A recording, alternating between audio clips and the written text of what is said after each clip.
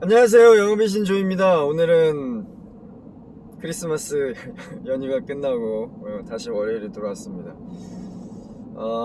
종무식을 빨리 하신 분들은 지금 집에 계실 거고, 종무식 이번 주 중순에 시작하시는 분들은 이제 월화 이렇게 출근을 하시겠죠. 오늘 날씨가 영하 12도입니다. 햇살은 따뜻한데 날씨가 추우니까 감기, 코로나 조심하시기 바랍니다. 요즘에 영업사원들 사업 계획하느라 많이 힘들죠. 그래서 이직하시는 분들이나 처음 신입으로 입사하신 분들 같은 경우에는 제품이 달라지거나 생소하기 때문에 어디다가 해당 제품을 팔아야 되는지 상당히 이제 곤란할 때가 많죠. 그럴 때는 이제 좀 여러 가지 세 가지로 고민을 해보셔야 되는데, 첫 번째는 그 제품이 굉장히 그 궁합이 잘 맞는 그런 세그멘테이션이 있습니다. 판매할 수 있는 시장이. 예를 들어서 이제 체지방 분석기를 판매한다. 요즘에 그 BIA 많잖아요. 바이오 임피던스 아날라이저. 근데 그거 같은 경우는 이제 그 피트니스 센터라든지 요가 센터라든지 뭔가 그 체형 관리를 하는 그런 장소에서 많이 사용이 되잖아요. 그래서 지방을 빼고 싶다던가 아니면 근육량을 늘리고 싶다던가 아니면 몸의 바디 쉐이프를 좀 하고 싶은 사람들이 관심이 높기 때문에 그런 쪽으로 이제 타겟팅해서 진행을 해야 됩니다. 그런 케이스가 있고, 전혀 성향이 다른데도 불구하고 판매를 이제 해야 되는 상황이 발생될 수도 있습니다. 예를 들면 냉장고를 판매하는데 그 냉장고를 판매하는 시장이 가정들이나 뭐 회사라든지 공장이라든지 아니면 뭐 정부기관이라든지 모든 그런 관공서들이 다 찼어요. 이미 가지고 있어요. 근데도 더 팔아야 되잖아요. 그래야지 그 회사는 지속 성장해야 되니까. 근데 이제 요거를 어디다 팔아야 되냐? 추운 남극하고 북극에도 팔으라고 이제 명령이 떨어진 거예요. 근데 말이 안 되잖아요. 아니, 냉장고는 음식을 차갑게 하는 그런 장치인데 충분히 차갑지 못해서 뭐 얼어버릴 것 같은 그런 시장인 중국이란다. 중국에는 뭐 하얼빈이 있죠.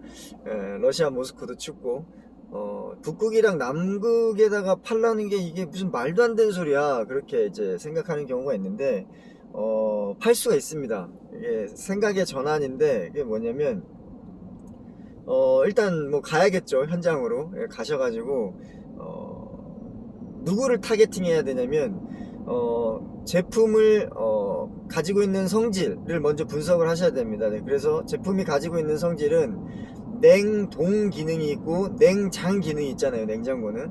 근데 그 냉동 기능은 북극이나 남극이나 필요가 없죠.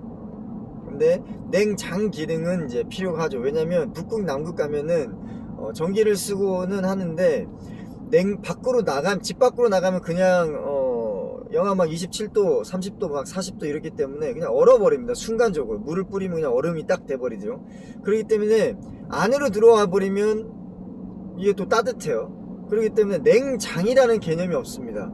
그래서 누구를 공략을 해야 되냐면 애기 키우는 엄마들이 보통 하는 게, 애기 바로 이렇게 먹일 수도 있지만 모유를 짜놓고 그거를 이제 밖에다 내놓죠. 그럼 얼잖아요. 그러면 그 애기 그 우유를 주려면은 이걸 다시 불에다가 녹여가지고 미지근하거나 따뜻하게 해가지고 애한테 먹여야 됩니다. 근데 애는 계속 울죠, 배고프면. 그렇기 때문에 애기 엄마를 공략을 하는 거죠. 그래서 아빠하고 할아버지는 필요 없어, 우리는 무슨 냉장고에 북극에서 이런데, 영업사원들은 가가지고 이렇게 하는 겁니다.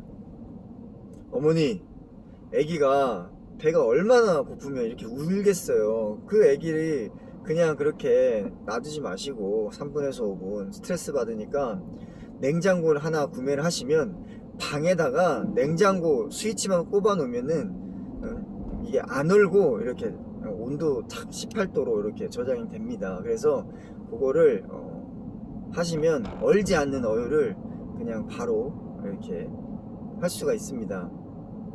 엄청 참신하잖아요. 왜냐면 방에다 놔두면 다 상해버리는데, 그래서 밖에다 내놔놨는데 밖에는 이제 얼어버려서 애를 바로 못 먹이니까 이걸 다시 언 거를 또 깨가지고 녹여가지고 이렇게 먹여야 되는데, 냉장고에 넣어놓으면은 24도 딱 온도 세팅해 놓으면 바로 꺼내가지고 이렇게 흔들어가지고 그냥 이렇게 뜨거운 물 조금 이렇게 타가지고 하면 이제 바로 애기 먹을 수가 있잖아요.